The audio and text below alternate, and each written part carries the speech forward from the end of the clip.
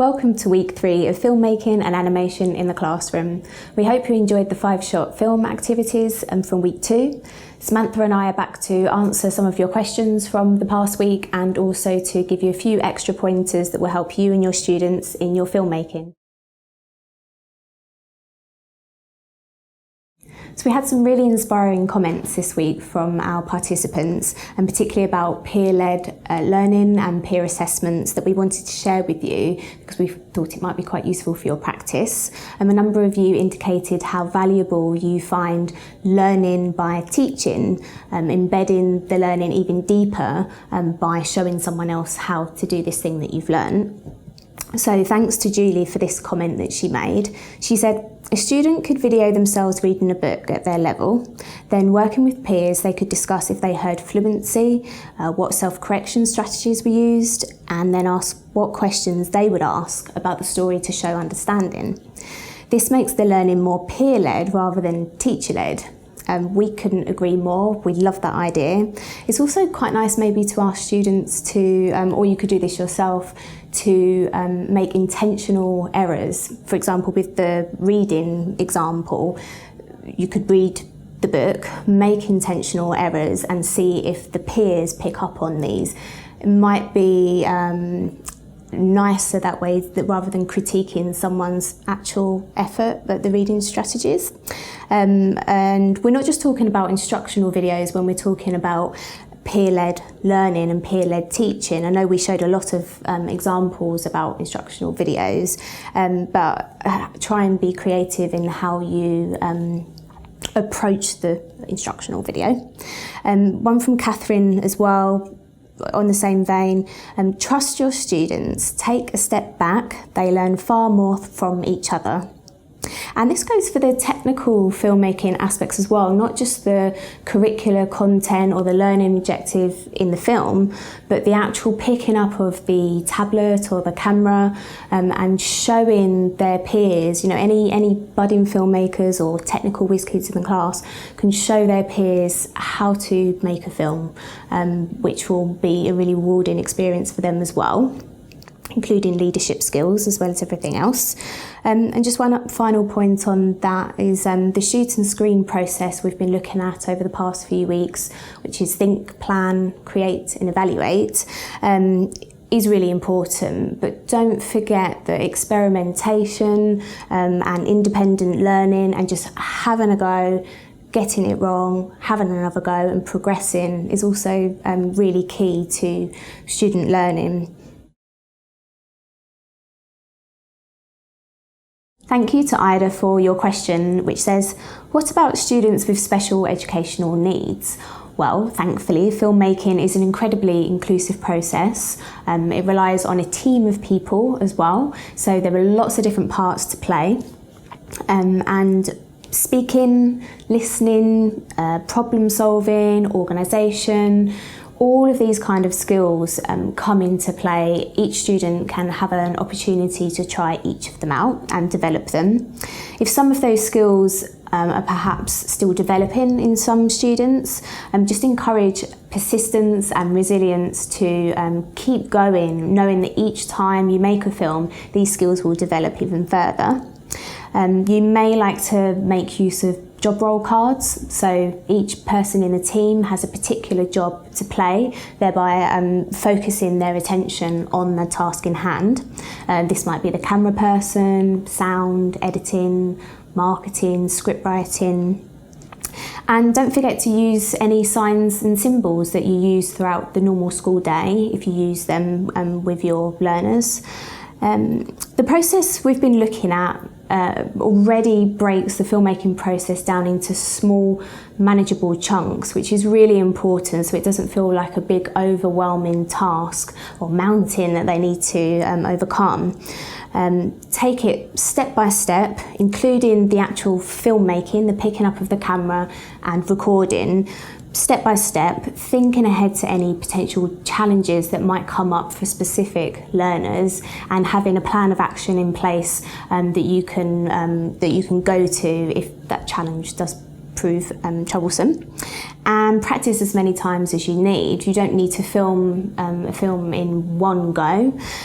Multi-shot films can also be practiced using still photos, creating a really visual storyboard that doesn't necessarily rely on drawing skills or getting the films right all in one go. Thank you, Philip, for your interesting question this week about when does a film essay become a documentary. There is obviously overlap between the two different types of filmmaking.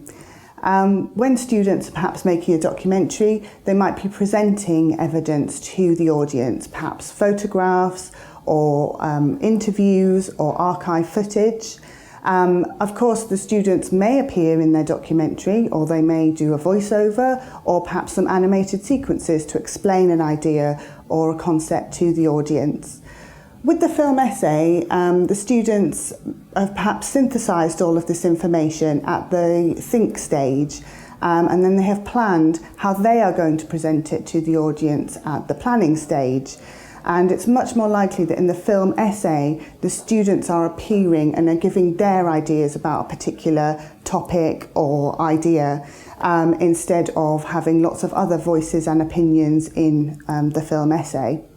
The film essay can, of course, be really good for planning pieces of writing and practicing some of those things that we would like to see in students' written essays.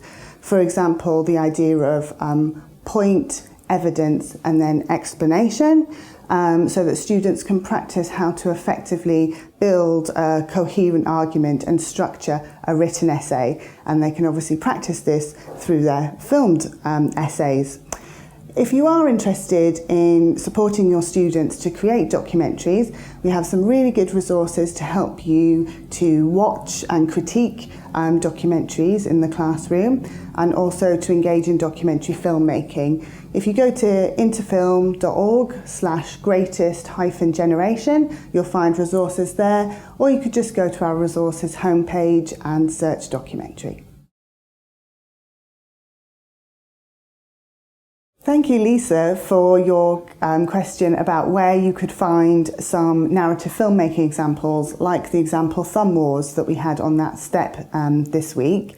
We have lots of student-made films at our Interfilm YouTube channel, Interfilm Shorts. If you just go on YouTube and search Interfilm Shorts, you'll find it there. There are lots of playlists there to help you to navigate the content, because there is a lot there. I would really recommend going to the Youth Voice playlist. There you'll find lots of films made by young people on topics that matter to them. Some of them are quite personal, but some of them are about wider issues and ideas that they feel are affecting their lives. We do receive films from across the age range from 5 to 19, so we would advise that you go and watch the films before directing your students to the YouTube channel or showing them in class, just to make sure that the content is appropriate. Some of my favourite films that I would like to use with students is a film called Cupcakes. If you just search for that on the channel, you'll find it, and also a film called Meredith. What these films have in common is that the young people who created them, they haven't used any dialogue. They've just used the power of the soundtrack, using camera shots and angles effectively, and of course the actors' body language and facial expressions to tell the story. And I think that can really help, perhaps if you set those parameters, or you encourage the filmmakers to think about other ways they can communicate the story, other than trying to have to remember dialogue, which is where people can perhaps come a little bit unstuck. And actually they can create a much more skillful and effective film by focusing on these other elements rather than relying on the script. And another film that I really like is How Much Change. This film is about transition from primary school to secondary school, and it combines live action footage created by the students, obviously, and also some simple animation.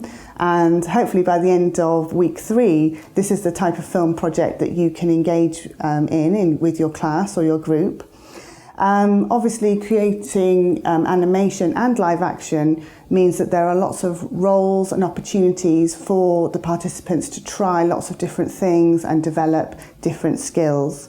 And the way that the filmmakers of How Much Change tackled their film was they created a really engaging voiceover. So again, they didn't have to worry about delivering lines in front of the camera, and the voiceover really ties it together and gets across their message about what might be daunting, but also what may be exciting about transition. How Much Change is an example of a film that won Film of the Month, and having completed this online course, we hope to see some of your entries into Film of the Month, and then Film of the Month entries can go forward to our Interfilm Awards, so maybe we'll see some of you there next year. We won't be doing a Q&A at the end of week 3, but if you post your comments throughout week 3, when we'll be looking closely at animation, the team will get back to you.